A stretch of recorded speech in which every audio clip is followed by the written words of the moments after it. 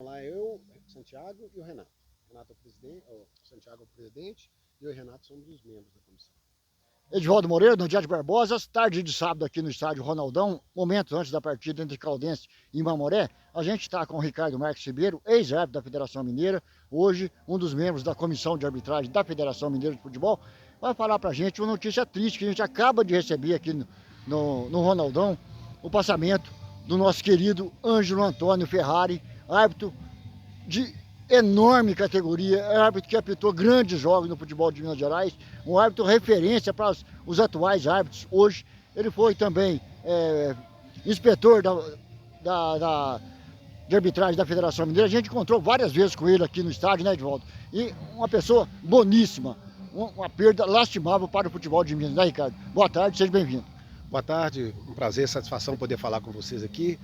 Infelizmente, agora no fim dessa manhã, a gente recebeu essa triste notícia, nos deixou bastante consternados, né? A perda aí do nosso querido Ângelo Antônio Ferrari, que foi um árbitro extraordinário, né? Eu, quando cheguei à federação, lá em 1998, né? Tive o privilégio de conhecer o seu Ângelo e conviver com ele durante todos esses anos, né? Mais de 20 anos de convivência. Não tive o prazer de vê-lo atuar, mas sem dúvida nenhuma foi um árbitro excepcional, uma referência não só em Minas, mas também no Brasil, fez grandes jogos, né, a nível nacional, muito respeitado, uma figura muito culta e sobretudo extremamente humana, né? O São Ângelo tinha um carinho, uma preocupação muito grande com os árbitros, né, e amava a arbitragem sobretudo, né? Era uma pessoa que, depois que aposentou dos gramados, seguiu conosco, né, na instrução, depois se tornou analista de campo da Federação Mineira e também da CBF. E sem dúvida nenhuma prestou relevantes serviços ao futebol mineiro, ao futebol brasileiro e também à nossa arbitragem.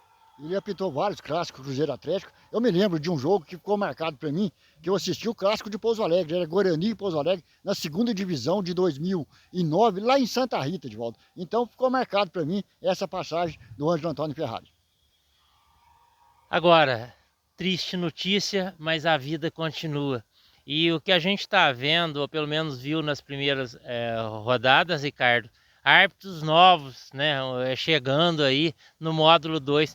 Fala um pouquinho para a gente desses novos árbitros e também da arbitragem feminina. Aliás, destaque aí para a Andressa e a Franciele. Boa tarde, Ricardo. Boa tarde, Valdo. Então, na verdade, a gente tem feito um trabalho aí de renovação, né, do nosso quadro, procurando trazer novos valores para a arbitragem mineira.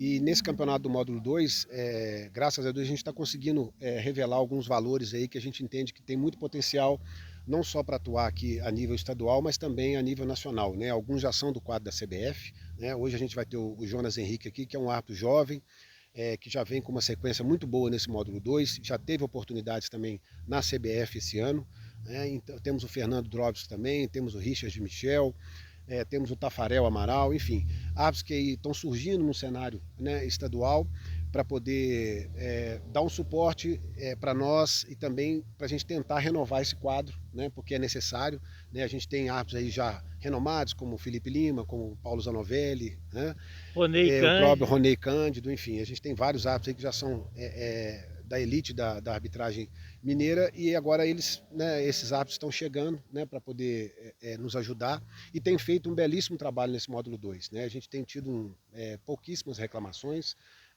um nível de assertividade muito grande dos árbitros e também dos assistentes, né, que vem atuando muito bem e claro, destaque para a arbitragem feminina, né, capitaneados aí pela Andressa e pela Franciele. A Andressa, inclusive, é árbitra internacional, trabalhou na Copa Libertadores esse ano. Franciele também trabalhou em jogos da Copa Sul-Sudeste. Né? Então, assim, são árbitras com muito potencial. As assistentes também, como nós temos aqui a Juliana também, que está representando as assistentes do quadro feminino. Então, a gente espera que a gente continue dando sequência a esses árbitros, né, que estão despontando aí no cenário estadual, para que a gente tenha, obviamente, mais opções para o nosso módulo 1, né, do ano que vem, contar com um número maior de árbitros para representar bem a nossa federação. Agora, pode-se dizer que um trabalho de vanguarda aí da Federação Mineira, principalmente quando se fala em arbitragem feminina.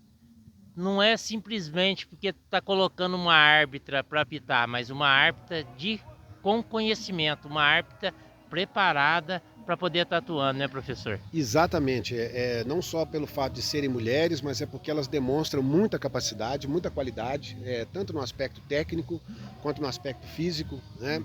Nosso presidente, o Márcio Santiago, né, junto com a comissão, a gente tem tido essa preocupação de prepará-las, né, da melhor maneira possível para que elas possam suportar as demandas de um jogo masculino, que a gente sabe das dificuldades, que é um jogo mais dinâmico, é um jogo de esforço físico muito maior, né? Isso para elas é um desafio, mas elas estão saindo muito bem, né? Tanto a Andresa quanto a Franciele, com uma sequência extraordinária, e a gente espera poder contar com elas aí ao longo da competição. Ô, Ricardo, a gente sabe que o quadro de árbitro da Federação Mineira hoje é coeso, é um quadro que mostra muita união entre os árbitros, conhecimento de regras, e a gente sabe que tem vários árbitros com escudo da CBF.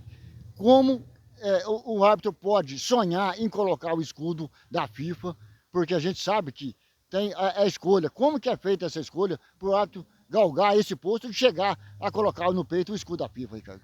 Na verdade, essa preparação já começa na escola de arbitragem, né? Hoje a gente tem a Escola Mineira de Arbitragem, cujo nosso diretor é o professor Joel Tolentino, né? Que desenvolve um trabalho também extraordinário junto à escola, apoiado pela comissão de arbitragem. Então essa formação, essa base, desde o início, no curso, nas aulas práticas, teóricas, é fundamental, e aí à medida que o árbitro vai se destacando no futebol amador, nas categorias de base, ele passa a atuar na segunda divisão do nosso estado aqui, nas competições do módulo 2, chegando no módulo 1 e quem sabe podendo ser promovido ao quadro da CBF, que inclusive a gente esse ano já teve novas promoções ao quadro da CBF, de árbitros que inclusive estão atuando nesse módulo 2, né? E aqueles que obviamente se destacam no cenário nacional podem sonhar com o escudo internacional, né? Eu, graças a Deus, tive a oportunidade de estar por 10 anos no quadro internacional, sou muito grato à Federação Mineira pela oportunidade que me deu, e a formação que eu tive, né, desde o início da minha carreira, né? E hoje a gente está muito bem representado aí pelo Paulo Zanovelli, pelo Guilherme Camilo, pela Fernanda Nandria, pelo próprio Marco Fazecas também no VAR, enfim. Então a gente tem um quadro também internacional, muito qualificado, mas isso graças ao trabalho de base muito bem feito que a Federação Mineira vem desenvolvendo. O professor, agora após a Copa do Mundo, já começa esse um trabalho aí de novas regras a serem aplicadas. Professor, dá uma pincelada para a gente dessas regras, né, que vão começar a vigorar agora após a Copa do Mundo.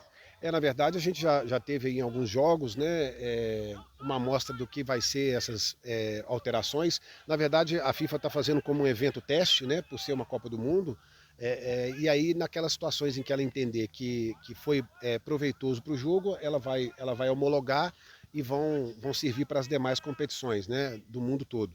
A gente teve a questão da dinâmica, da fluidez ao jogo, né, com relação ao tempo para a cobrança do lateral, para a cobrança do tiro de meta, essa questão do jogador, quando envolvido em algum conflito, colocar as mãos na boca, né, o árbitro ter a prerrogativa de expulsá-lo, né, porque a gente vem com aquelas questões do racismo, né, da xenofobia, da homofobia.